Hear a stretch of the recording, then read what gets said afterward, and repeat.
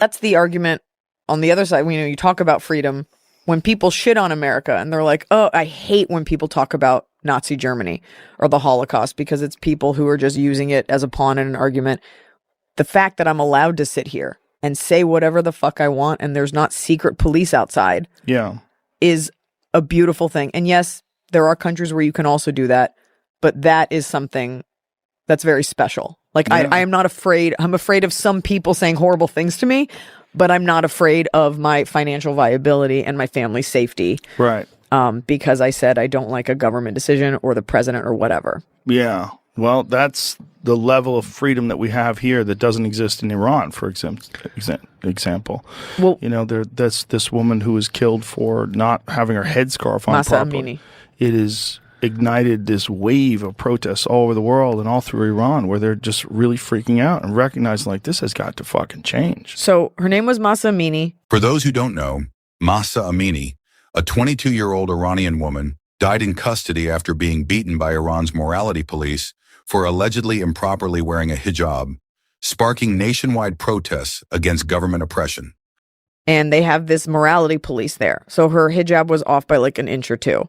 And they will come and take you even if you are properly dressed. It's just this like downer police that comes and they beat her into a coma. Another girl recently, I have goosebumps because I reposted a story about her. Really pretty girl dancing on TikTok, murdered. Like they just come and take you.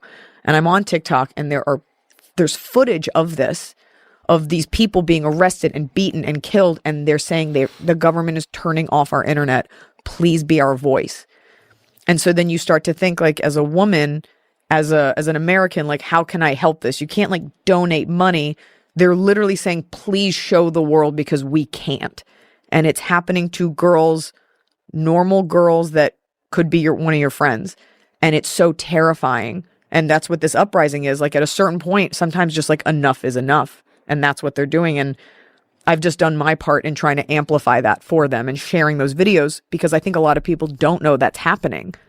We don't live in a world where the government, they control a lot, but like they're controlling your internet. Like they're not going to turn your internet off because it's privatized. And so that's what's happening with them.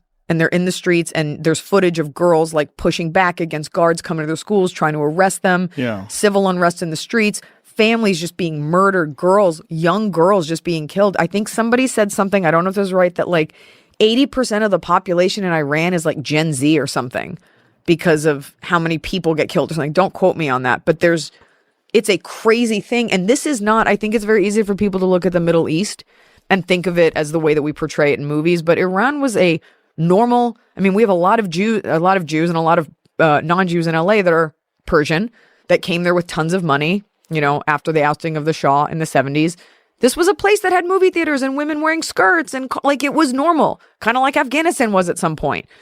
The way that that these women are being treated now, like this was not the way that it always was. Right. And they deserve fucking better. Nobody deserves anything even close. It's very scary when a country can decline into a religious dictatorship. Here's a quick breakdown for those who are interested. Women in Iran face strict government laws that control parts of their daily lives, especially how they dress in public. Since the early years of the Islamic Republic, women have been legally required to wear a hijab and follow a government-mandated dress code enforced by the country's morality police, and violations can lead to fines, arrest, jail time, and much worse. Human rights groups have long criticized these policies as major restrictions on women's personal freedom and autonomy. And many activists believe meaningful reform is needed so women in Iran can live with the same basic rights and freedoms that women have in much of the rest of the world. Thanks for watching. Please leave us any comments you may have and like and subscribe to the channel. And we'll see you on the next one.